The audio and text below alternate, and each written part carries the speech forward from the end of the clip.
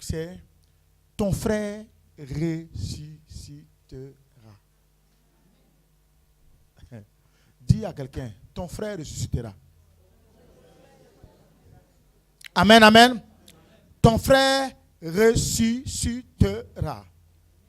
Alléluia. Vous voyez, très souvent, Dieu permet souvent certaines situations.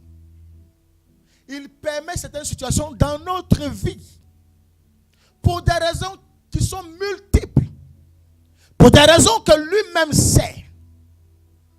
Il y a à ces raisons-là, lui seul qui connaît le fondement.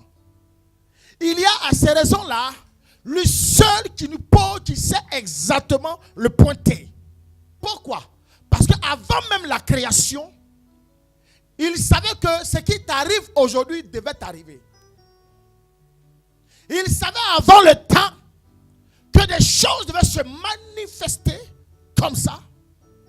Mais toi maintenant assis ne sachant pas d'où est venu le problème, et puis tu es là, tu culpabilises.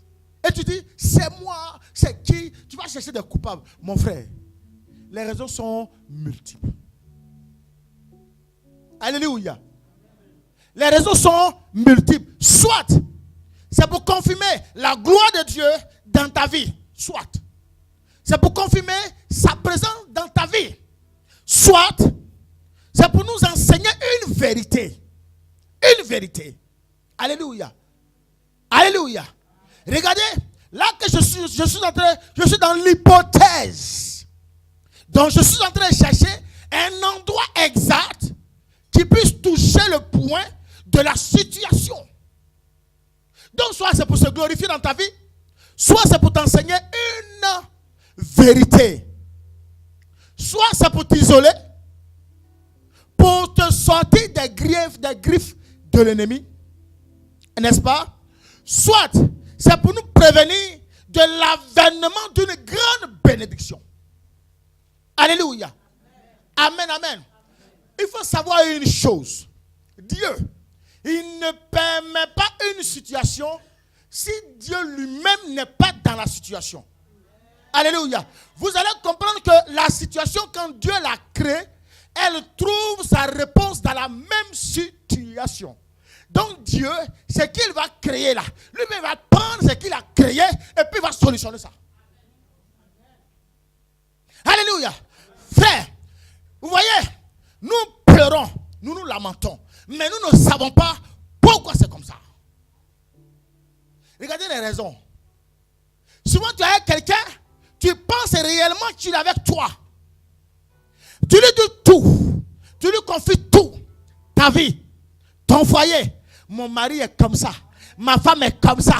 Et puis il m'a fait ça aujourd'hui. Abi, oh ce qu'il m'a fait aujourd'hui là. Vraiment, et puis il m'a acheté ça. Tu donnes, tu donnes, tu donnes. À un moment donné, Dieu, tu ne sais pas que entre toi et lui, il y a une alliance. Donc il ne veut pas que ce que tu dis là, tu ailles le dire là-bas. Il veut que tu le lui dises à lui. Il veut que tu le lui manifestes cette joie que tu manifestes à l'extérieur là.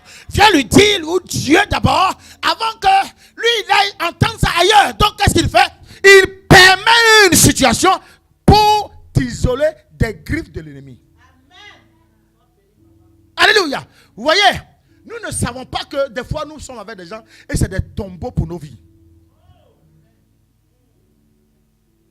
Alléluia. Nous ne savons pas.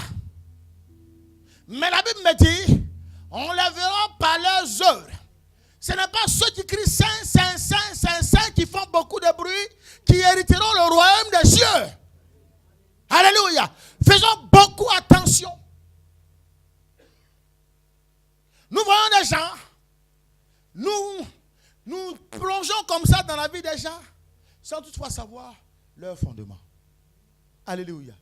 Mais le Seigneur me dit ce matin, ton frère ressuscitera. Alléluia. On va prendre Jean 11.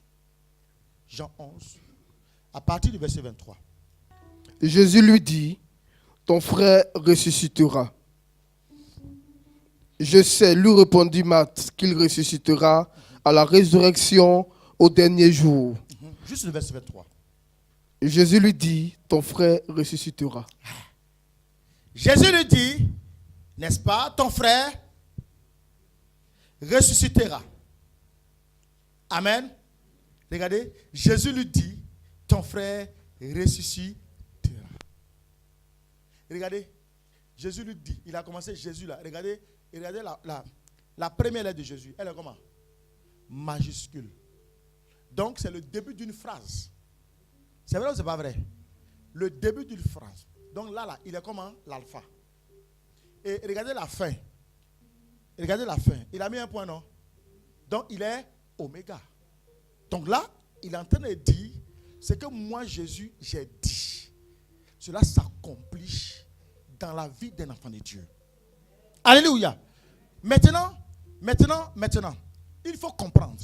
Tout à l'heure, j'ai posé plusieurs hypothèses. Il y en a un millier. Il y en a même beaucoup d'hypothèses qui puissent éventuellement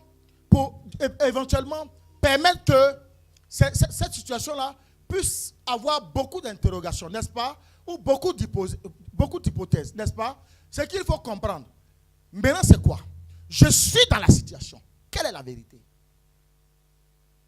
Amen.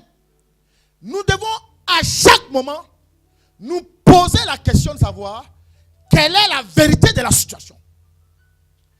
Toute situation mérite une vérité. Quand on parle de vérité, l'enseignement, quel est le fondement de la situation? Alléluia. Gloire à Jésus. Le fondement de la situation est clair. Amen.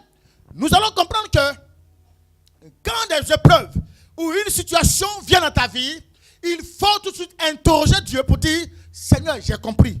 Tu m'as mis dedans, c'est vrai. Maintenant, quelle est la vérité de la situation? Mon frère Mathias, quelle est la vérité de ta vie?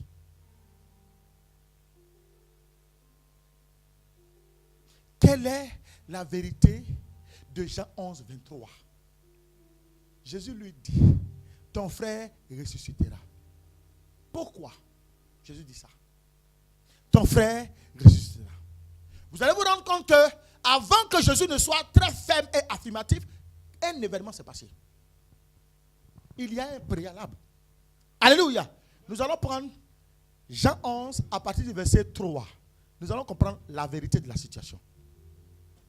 Jean 11 à partir du verset 3. Oui. Les sœurs envoyaient dire à Jésus, Seigneur, voici celui que tu aimes est malade. À partir du verset 4. Après avoir entendu cela, Jésus dit, cette maladie n'est point à la mort, mais elle est pour la gloire de Dieu, afin que le Fils de Dieu soit glorifié par elle. Amen. Jusqu'au verset 4. N'est-ce pas? Amen. Reprends bien. Cette maladie n'est point à la mort, mais elle est pour la gloire de Dieu. Première vérité. Amen. Amen.